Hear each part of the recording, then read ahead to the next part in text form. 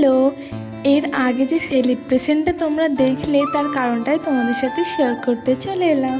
এর আগের ভিডিওতে তোমরা নিশ্চয়ই দেখেছো আমার মিহির জন্মদিনের সকালটা আমরা কীরকমভাবে কাটালাম, আর এখন মিহির জন্মদিনের সন্ধ্যাটা কেমন কাটিয়েছি সেটাই তোমাদের সাথে শেয়ার করব। আমি ওর বার্থডেটা খুব ছোট করেই সেলিব্রেশন করতে চেয়েছিলাম, খুব বড় জাঁকজমকভাবে আমি করিনি। আমি চেয়েছিলাম আমার মনের মতো করে করতে, আমরা ফ্যামিলির সবাই মিলে একটু আনন্দ করতে ব্যাস। আর আমাদের পাড়ার কিছু ছোট ছোট বাচ্চা ছিল, তাদেরকে ইনভাইট করা হয়েছিল, তারাও সবাই এসেছিল। একটা ছোট্ট বাচ্চা জন্মদিন, বাচ্চা ছাড়া অসম্পূর্ণ, তাই সমস্ত বাচ্চাদের ইনভাইট করেছিলাম, তারাও এসেছিল, খুব আনন্দ করেছি। জানো তো, আমি অনলাইন থেকে বার্থডে সেলিব্রেশনের জন্য যে অর্গানাইজারগুলো লাগবে সেগুলো আমি অর্ডার করেছিলাম, খুব ভালো এসেছিলো। তোমাদেরকে তো একে একে দেখালাম। তারপরে আমি আমার মিমিমের বার্থডে জায়গাটা কেমনভাবে সাজিয়েছি সেটাও তো তোমরা দেখতে পেয়েছো, কেমন হয়েছে কিন্তু জানিও। আর জানো, ওগুলো করতে করতে এত রাত হয়ে গেছে, শেষ পর্যন্ত আমার মিমিমের ঘুম ধরে গেছে। ছোট বাচ্চা রাত অবধি তো জেগে থাকতে পারে না, আর যেহেতু 8টার পর হয়ে গেছিলো আর ও 8টার পর ঘুমিয়ে যায়, সেহেতু ওর একদম ঘুম পেয়ে গেছিলো। তারপর আমি আর আমার মিমিম তো রেডি হয়ে চলে আসি, ও কিন্তু ড্রেসটা পরে খুব কান্নাকাটি করছিল। আমি জানি না, ওর হয়তো ঘুম পেয়ে গেছিলো বলেই এরকম করছিল।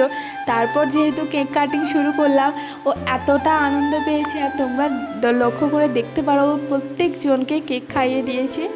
জানো তো, অত বড় কেক দেখে ও তো অবাক, ওর নিজেই চাইছে যে আমি কেকটা নিজে হাতে খাবো, কিন্তু ওকে তো অত কেক খাওয়ানো যাবে না, তাই খুব একটা দিইনি, অল্প অল্প করে মুখে জাস্ট দিয়ে দিয়েছিলাম।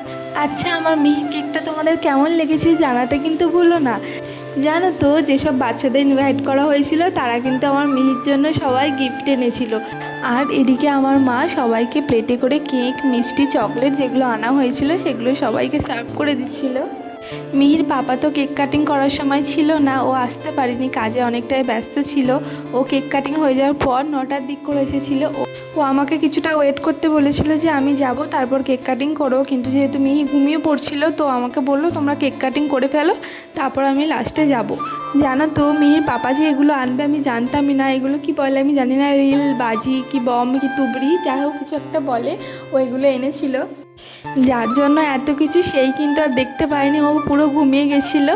জানো তো, এর আগে যখন আমার স্বাদের অনুষ্ঠান হয় তখন এইগুলো এনেছিল, কিন্তু তখন অতটা ভালো করে ফাটেনি, কারণ ওটা উল্টে গেছিলো, তো ওখানেই সব ফেটে নষ্ট হয়ে গেছিলো, ভালোভাবে হয়নি।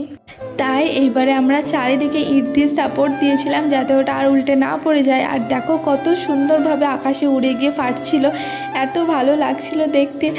আমার মিহির জন্মদিন, আমার যে এত আনন্দ হচ্ছিল সত্যি।